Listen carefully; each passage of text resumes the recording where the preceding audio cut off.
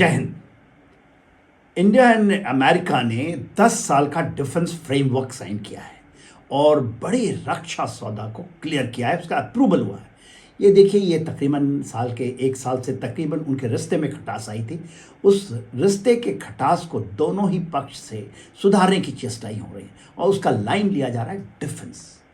तो देखिए ये क्या है 10 साल का डिफेंस फ्रेमवर्क, क्यों साइन हुआ, कब साइन हुआ और किस लिए, किस तरह से जो चीज़ें पहले नहीं देने की मन बनाया था वो अब बहुत तेज़ी से क्लियर हो रही है United states America.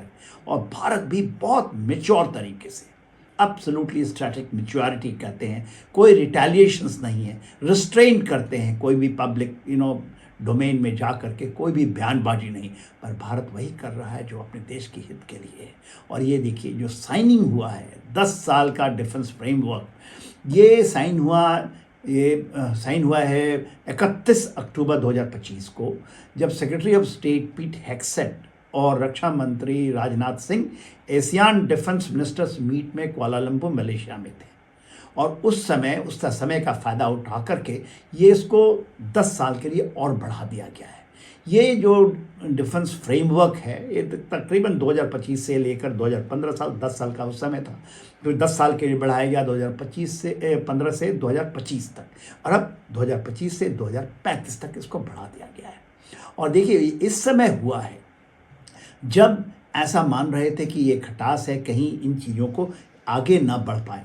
Donald Trump साहब को इसी महीने नवंबर के महीने में भारत आना था 2025 में। ऐसा बिगनिंग ऑफ द ईयर में ये आ गया था जब उन्होंने सेकंड टर्म में आए कि ये चीज़ें होंगी, पर ऐसा हो नहीं रहा था।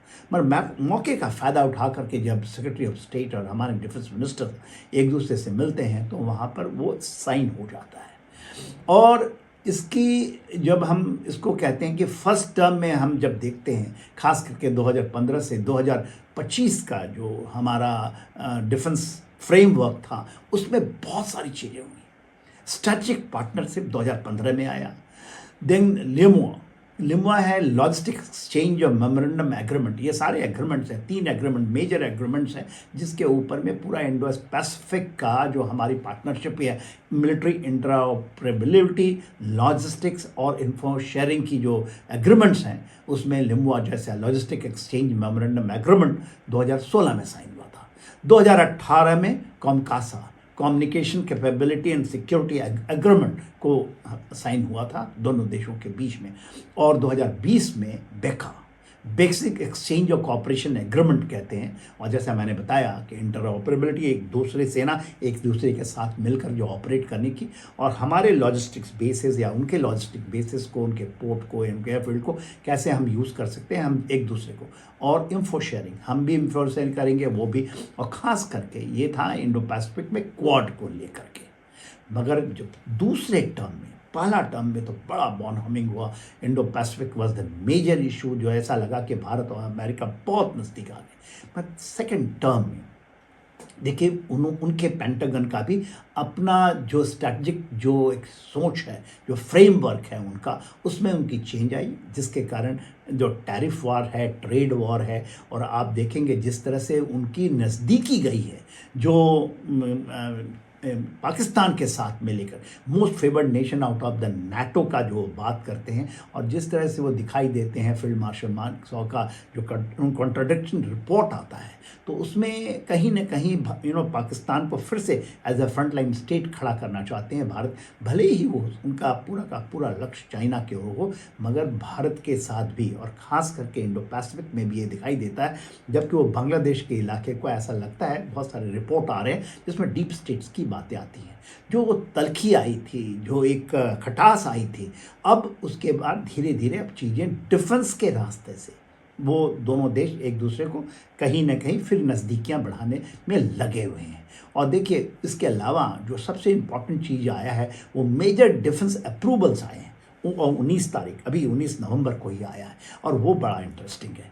देखिए उसमें एक्सकैलिबर राउंड्स हैं, क्योंकि जब 145 M777 जो लाइट हाउसर है, भारत ने 10 साल पहले अमेरिका से लिया था, और ये बड़ा इफेक्टिव रहा ऑपरेशन सिंदूर के दौरान, क्योंकि इसके अंदर में जो एक्सकैलिबर राउंड्स हैं उसमें जीपीएस गाइडेड जो उसके राउंड्स होते हैं, आर्टिलरी राउंड्स, वो टारगेट को सटीक एब्सोल्युटली पिन पॉइंट एक्यूरेसी के साथ करते हैं। और 7 टेररिस्ट कैंप जो भारतीय सेना की आर्मी ने उड़ाया था, 2 एयरफोर्स ने किया था, भावलपुर और मुरीद को, और 7 जो 9 में वो इस एम्यूनेशन का बहुत यूज़ हुआ था, क्योंकि जीपीएस गाइडेड है। जीपीएस सिस्टम से गाइड होता है, पिन पॉइंट एक्यूरेसी देता है।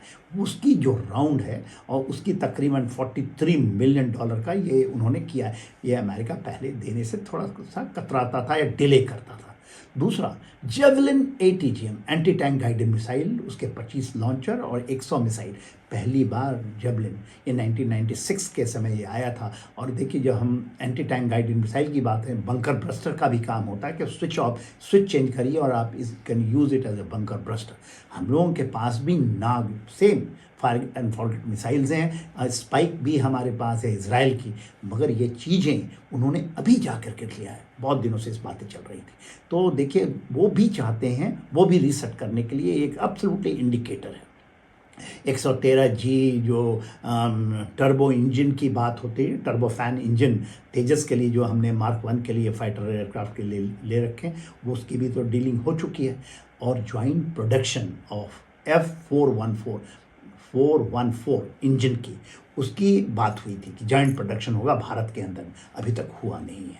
बहुत बड़ा क्वेश्चन मार्क लगा हुआ है, मगर मेरे ख्याल से बहुत जल्दी, क्योंकि भारत जिस तरह से अपनी चीज़ें खोल रहा है, चाहे वो फ्रांस के साथ में कर ले, रफ़ाल के साथ की उसकी भी इंजन बात हो रही है, सेफ्रॉन इंजन की बातें हो रही हैं, और ख़ास करके रशिया देना चाहता है।